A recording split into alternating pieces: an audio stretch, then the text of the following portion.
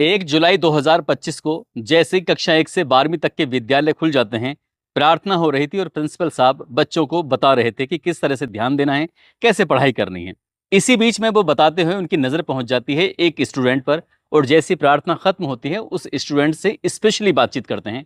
कहते हैं कि मैंने तुमसे कहा था, तुम फिर भी बाल कटा के नहीं आए। पूरी की पूरी गर्मियों की छुट्टी बीत गई, तुम्हारे माता तुम्हारे पिता तुम्हें लेकर कितना चिंतित रहते हैं, कितना परेशान रहते हैं। देखो जरा सोच कर कि अगर बड़े होकर तुम आईएएस या आईपीएस ऑफिसर बन जाओगे, न केवल हमारे विद्यालय का नाम रोशन होगा बल्कि हमारे गांव का नाम भी रोशन होगा, पूरे क्षेत्र का नाम रोशन होगा। इसलिए तुम्हें बहुत ज़्यादा ध्यान देने की ज़रूरत है। इस तरह की बात समझाकर उस स्टूडेंट को कहा कि अपनी क्लास में चले जाओ। 11वीं क्लास का वो छात्र था, और जैसे ही वो क्लास में जाता है तो एक छात्र ने उससे पूछा, जो उसका सबसे खास दोस्त था, कि प्रिंसिपल साहब क्या कह रहे थे। उसने कहा प्रिंसिपल क्या कह रहा था, वही रोज की बातें जो पहले कहता था वही अभी कह रहा है कि साफ सुथरे रहा करो, कपड़ों को ठीक से पहना करो, बाल कटा के आया करो, नखून को ठीक करके आया करो, दांतों को मांज के आया करो। इस तरह का ज्ञान पेल रहा था। जब ये बात एक स्टूडेंट ने दूसरे स्टूडेंट से कही तो वो ठाके लगाकर हंसने लगते हैं, मुस्कुराने लगते हैं। अब इसी बीच में अगला दिन निकलता है। प्रिंसिपल साहब ने उसको फिर रोका, फिर टोका। अब न केवल उसको रोका टोका बल्कि उसके जो दोस्त थे उनको भी रोका टोका। ये 4 स्टूडेंट थे जो कि एक ही गांव के रहने वाले थे, और इत्तेफाक की बात ये थी कि ये उसी गांव के रहने वाले थे जिस गांव के प्रिंसिपल साहब होते हैं। किसी ने भी नहीं सोचा था कि आगे जो होगा इतना भयानक होगा, और वो भी गुरु पूर्णिमा के दिन होगा।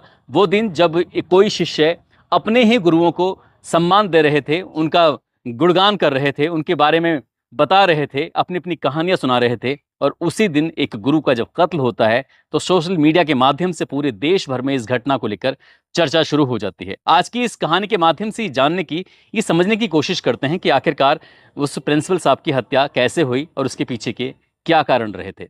हरियाणा प्रदेश का एक ज़िला है हिसार, और हिसार की ही ये सच्ची घटना है। दरअसल हिसार ज़िले का एक थाना लगता है बास, और बास थाना क्षेत्र का एक गाँव लगता है बास बादशाहपुर। दरअसल यहाँ पर एक विद्यालय है जिसका नाम है करतार मेमोरियल स्कूल, और 10 जुलाई 2025 की ये बात है। विद्यालय में दरअसल यूनिट टेस्ट शुरू हुए थे। इसलिए यूनिट टेस्ट शुरू हुए थे तो प्रिंसिपल हो या फिर बाकी शिक्षक और शिक्षिकाएं हों, वो वक्त से पहले आ जाते हैं, ये देखने के लिए, ये पड़ताल करने के लिए कि क्या सब कुछ सही है या नहीं है। इसलिए पूरी व्यवस्थाओं को देखा जाता है, और जैसे 10 बजते हैं तो 10 बजने पर ये विद्यालय की यूनिट टेस्ट की परीक्षाएं शुरू हो जाती हैं। इसी बीच में सुबह 10 बजे के आसपास का वक्त हो रहा था। गुरु पूर्णिमा का एक खास दिन था, और 10 जुलाई 2025 की ये बात थी। दरअसल 2 स्टूडेंट प्रिंसिपल के ऑफिस के ठीक सामने खड़े होते हैं, और उन्हें गरियाते हुए, डांटते हुए, गाली देते हुए कहते हैं, ओ प्रिंसिपल बाहर निकल। जैसे प्रिंसिपल साहब को इस तरह की बातें बोली जाती हैं, ये बात प्रिंसिपल साहब के कानों तक पहुंच जाती हैं। आखिरकार प्रिंसिपल साहब ये सोचने पर मजबूर थे कि कौन है जो इतनी भद्दी तरीके से बात कर रहा है, आवाज लगा रहा है। जैसे प्रिंसिपल साहब निकलकर अपने ऑफिस से बाहर आते हैं, बाहर आने के बाद देखते हैं कि 2 स्टूडेंट हैं, एक 11वीं क्लास का छात्र है तो दूसरा 12वीं क्लास का छात्र होता है। एक छात्र ने प्रिंसिपल साहब को बड़े कस के पकड़ लिया, और दूसरे छात्र ने चाकू निकालता है और एक के बाद एक 3 बार उनके पूरी ताकत से शरीर में भोंक देता है। जैसे ही शरीर में चाकू भोंके जाते हैं, इसके बाद प्रिंसिपल साहब की चीखें निकल जाती हैं। वो जोर जोर से चीखते हैं, चिल्लाते हैं। जो दोनों स्टूडेंट होते हैं मौका पाते यहाँ से भाग जाते हैं। जो भाग रहे थे तो विद्यालय के अंदर लगे हुए जो सीसीटीवी कैमरे होते हैं उसमें भी कैद हो जाते हैं। यहाँ से वो भाग तो जाते हैं, लेकिन जैसे ही प्रिंसिपल साहब की चीखों की, चिल्लाने की आवाज़ें बाकी स्टाफ तक पहुँचती हैं, स्टाफ के लोग भागकर मौके पर पहुँचते हैं। आकर देखते हैं कि प्रिंसिपल साहब तो लहूलुहान हैं, खूनम खान हैं, और वो उनकी हालत बहुत ज़्यादा गंभीर हो चुकी थी। तत्काल प्रभाव से उनको वहीं पास में एक निजी हॉस्पिटल होता है, वहां लेके जाते हैं, और जैसे डॉक्टर को दिखाते हैं, डॉक्टरों ने अपनी तरफ से भरकस प्रयास किए थे, लेकिन वो प्रयास असफल हो जाते हैं। असफल इसलिए हो जाते हैं कि प्रिंसिपल साहब का जो लीवर था वो चाकू की वजह से फट जाता है, और इसलिए डॉक्टर साहब उन्हें बचा नहीं पाते। बस ये खबर थी कि थोड़ी देर में सोशल मीडिया पर इस कदर वायरल हो जाती है कि 10 जुलाई 2025 को गुरु पूर्णिमा का वो दिन था। जो शिष्य थे अपने गुरुओं के बारे में बयान दे रहे थे, बता रहे थे कि हम कैसे कामयाब हुए, कैसे नहीं, इस तरह की बातें कर रहे थे। और इसी बीच में एक न्यूज़ चलने लगती है कि 2 छात्रों ने दरअसल अपने ही प्रिंसिपल साहब की चाकू मारकर हत्या कर दी है। वाकई अपना आप में ये बहुत ही भयानक घटना थी, परेशान करने वाली घटना थी। जैसे ही घटना की सूचना पुलिस तक पहुंचती है, उसके बाद फिर पुलिस ने आकर मौके पर पड़ताल करना शुरू किया, और पड़ताल करने के बाद ये देखने की कोशिश की कि वो स्टूडेंट कौन हैं, कहाँ के हैं, क्यों भागे हैं, कहाँ भागे हैं। तमाम तरह के सवाल थे, और पुलिस इन सवालों का जवाब तलाशने में जुट जाती है। आखिरकार 2 घंटे के बाद इंस्टाग्राम पर एक वीडियो थी जो बहुत तेजी के साथ वायरल होती है और पता चलता है कि जिन छात्रों ने अभी 2 घंटे पहले ही प्रिंसिपल साहब की हत्या की है, दरअसल उन्हीं छात्रों ने इंस्टाग्राम पर वीडियो डाली थी और वीडियो डाल के वाकई एक संदेश दिया, एक बताया कि जगवीर की तो हमने हत्या कर दी है, अब तेरे बेटे की बारी है, 10 लाख रुपए का इंतजाम तो करना ही पड़ेगा। जब इस तरह की बात थी तो आखिरकार सब लोग घबरा जाते हैं। साथ ही वो मैसेज देते हैं कि डॉन हैं हम। अब डॉन वाली बात थी। अब प्रिंसिपल साहब हों या फिर उनके परिवार के लोग हों, ये जाहिर सी बात है, जहां जहां तक ये कहानी पहुंच रही थी वहां वहां तक लोग सोचने पर मजबूर थे। वो छात्र जिनको भी ठीक से दाढ़ी भी नहीं आई थी, मूंछों के बाल भी नहीं आए थे, दरअसल वो इतनी बड़ी बड़ी बातें कर कैसे रहे थे, क्यों कर रहे थे। आखिरकार पुलिस ने जो हम बास थाना पुलिस थी उसको भी टाइम इस पे लगा दिया, काम पे लगा दिया। साथ ही सीआई यूनिट फर्स्ट और यूनिट सेकंड इनको लगा दिया कि जहां भी हो वो दोनों छात्रों को हर हाल में ढूंढ के निकाला जाए। इसके बाद एक टीम लगाई जाती है सीसीटीवी फुटेज को खंगालने के लिए। तो पता चलता है कि उस दिन विद्यालय से 2 छात्र नहीं भागे थे, बल्कि 4 छात्र भागे थे। आखिरकार वो 2 छात्र क्यों भागे, बस पुलिस के लिए यही एक जांच का विषय था। आखिरकार पुलिस ने ताबड़तोड़ दबिशें देना शुरू किया, जो छात्रों के परिजन थे उनसे भी पूछताछ करना शुरू किया और जहां जहां वो भाग रहे थे उनसे भी पता करने की कोशिश की। पता चलता है कि गांव का ही एक व्यक्ति था उन छात्रों के, उसके पास मोटरसाइकिल थी। उससे कहा कि भैया कोल्ड ड्रिंक लेके आनी है, थोड़ी मदद कर दो, आपकी बाइक लेके जानी है।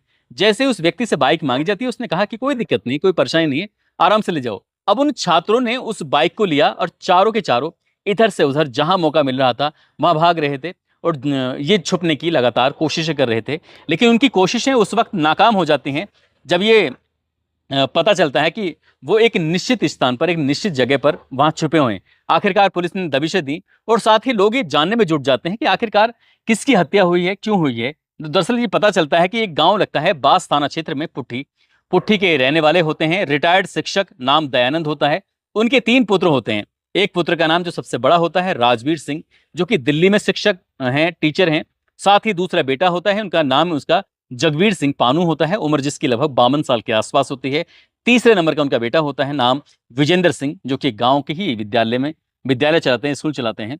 और साथ ही अगर जो घटना हुई थी वो उनके बीच वाले बेटे यानी कि दूसरे नंबर के बेटे जगवीर सिंह पानू के विरुद्ध ये बातचीत हुई थी, उनको ही चाकू मारे गए थे, उनकी ही हत्या की गई थी।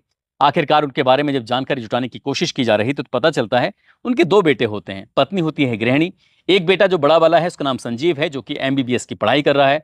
दूसरा बेटा है जिसका नाम है समीर, जो कि वकालत की पढ़ाई कर रहा है।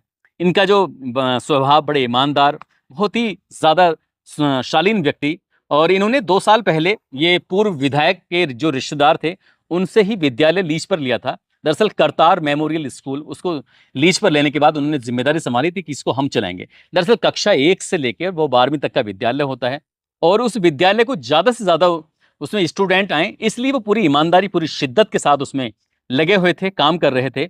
और जो भी स्टूडेंट होता था हर स्टूडेंट को एक सलाह मशवरा दिया करते थे कि बेटा तुम अगर अच्छे से पढ़ाई करोगे तो देख लेना बड़े ऑफिसर बनोगे, और जब बड़े ऑफिसर बनोगे तो लोग तुम्हारी इज्जत क्या करेंगे। इस तरह की बातें थी। लेकिन 4 स्टूडेंट ऐसे थे, 3 11वीं क्लास में पढ़ते थे, एक 12वीं क्लास में पढ़ता था। वो इत्तेफाक से उनके गांव के ही रहने वाले थे। क्योंकि गांव के रहने वाले थे इसलिए उन चारों स्टूडेंट के माता पिता, भाई बहन, परिवार के एक एक सदस्य को प्रिंसिपल साहब बहुत अच्छे से जानते थे, पहचानते थे। इसलिए जब गांव में आते जाते कहीं तो उनके घर वाले जो थे स्टूडेंट के, वो अक्सर प्रिंसिपल साहब से कहा करते थे कि प्रिंसिपल साहब हमारे बच्चों पर थोड़ा ध्यान दिया करो, जब हमारे बच्चे थोड़ा कामयाब हो जाएं। इस तरह की बातें जब होती थी तो इसलिए प्रिंसिपल साहब की भी एक नैतिक जिम्मेदारी बनती थी कि वो उन स्टूडेंट पर स्पेशल ध्यान दें। जब विद्यालय 1 जुलाई 2025 को खुलते हैं तो हालांकि वो सभी छात्रों को एक साथ एक मैसेज, एक संदेश दे रहे थे कि आपको किस तरह से रहना है। नैतिकता का पाठ पढ़ाया जा रहा था और किताबों के बारे में बताया जा रहा था कि पढ़ के तुम क्या हासिल कर सकते हो, क्या नहीं, क्या क्या फायदे होते हैं पढ़ाई के, इसके बारे में सब कुछ बताया गया था। उनकी नज़र अपने ही गांव के एक स्टूडेंट पर पड़ती है, उसके बड़े हुए बाल थे। उसके साथ फिर दूसरे स्टूडेंट पढ़ती है, क्योंकि चारों स्टूडेंट, एक 3 कक्षा 11 के, एक 12वीं क्लास का, चारों ही बहुत अच्छे दोस्त अपने आप में होते हैं। आखिरकार जब उन्हें पुलिस ने जब उन्हें प्रिंसिपल साहब ने उन्हें समझाया बुझाया तो उन्हें ये बात बड़ी ख़राब लगती थी कि यार प्रिंसिपल साहब का सारा कंसंट्रेशन, सारा ध्यान हमारे ऊपर ही है। जबकि वो चारों के चारों ऐसे थे उद्दंडी टाइप के। उनके इंस्टाग्राम को अगर खंगालने की कोशिश करें तो जनवरी 2025 में दरअसल एक छात्र ने उनमें से एक अवैध पिस्तौल के साथ और गोली के साथ अपना फोटो भी अपलोड किया था। और उनकी जो वीडियो इंस्टाग्राम पर आया करती थी तो ऐसी ऐसी बदमाशी वाली ताकि वो दिखा सके कि हम डॉन हैं, बदमाश हैं, हम किसी से डरते नहीं हैं, घबराते नहीं हैं। आखिरकार वो चारों स्टूडेंट पकड़े जाते हैं। क्योंकि वो नाबालिग होते हैं इसलिए उनके नाम वगैरह देना शायद उचित नहीं है, क्योंकि ये सुप्रीम कोर्ट की गाइडलाइन है, नाबालिगा के नाम नहीं दे सकते। वो आखिरकार ये पकड़े जाते हैं। ये एक मुढ़ाल बस स्टैंड है, वहाँ से 11 जुलाई 2025 को गिरफ्तार करने के बाद जब उनसे पूछा जाता है तो उन्होंने भी वही बात बताई थी जो स्टाफ ने बताई थी। दरअसल वो छात्र कह रहे थे कि प्रिंसिपल साहब अक्सर हमें टोकते थे, रोकते थे, हमारे ऊपर ज्ञान पेलते थे, हमें इस बात पर गुस्सा आता था। इसलिए 2 छात्रों ने तो चाकू का इंतजाम किया और 2 छात्रों ने कत्ल का इंतजाम किया। दरअसल जैसे ही सुबह के 10 बज रहे थे, उन्होंने कुछ इस तरह से रोका टोका और प्रिंसिपल साहब के एक ने पकड़ा और एक ने उस पर लगातार ताबड़तोड़ चाकुओं से वार कर दिया था और प्रिंसिपल साहब की हत्या कर दी थी। फिलहाल पुलिस ने इन चारों को गिरफ्तार कर लिया है और गिरफ्तार करने के बाद जो बच्चों की जेल होती है उनको वहां भेजा जा रहा है ताकि उन्हें सुधारा जा सके, उनके अंदर कुछ अकल दी जा सके। लेकिन शायद वो सुधरने वाले नहीं हैं, क्योंकि अगर वो सुधरने वाले होते तो प्रिंसिपल साहब की इतनी अच्छी बातें उनके दिमाग में नहीं आई। साथ ही सोचने वाली बात यह है कि उन चारों स्टूडेंट को शायद उनके गांव के लोग, आसपास के लोग, इलाके के लोग कभी माफ नहीं कर पाएंगे, क्योंकि उन छात्रों ने जो किया है उससे पूरी जो शिष्य हैं, जो स्टूडेंट हैं, उससे पूरी बिरादरी पर एक तरह के कलंक लग गया है। उसके माथे पर एक सवालिया निशान लग गया है कि आखिरकार स्टूडेंट कैसे होते हैं जो अपने प्रिंसिपल साहब की हत्या कर देते हैं।